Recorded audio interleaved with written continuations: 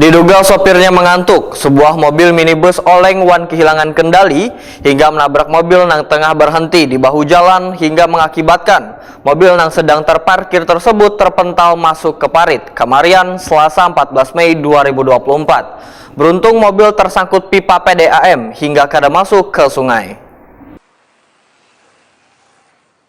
Diduga sopirnya mengantuk, sebuah mobil minibus oleng wan kehilangan kendali hingga menabrak mobil yang tengah berhenti di bahu jalan hingga mengakibatkan mobil yang sedang parkir tersebut terpental masuk ke parit Kamarian Selasa 14 Mei 2024.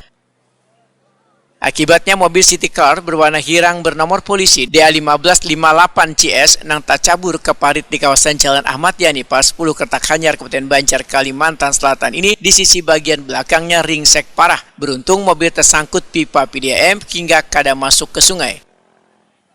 Sedangkan mobil berwarna habang marun bernomor polisi DA1365IG bagian depan sebelah kirinya ringsek parah wan kaca depannya mengalami retak, namun beruntung airbag di kabin depan mengembang wayah terjadinya benturan.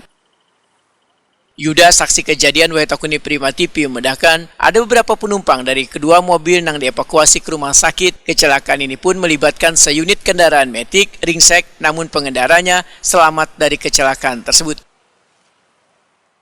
Parkir di sini Pak Ena. Yang menabrak yang mobil merah. Menabrak ini.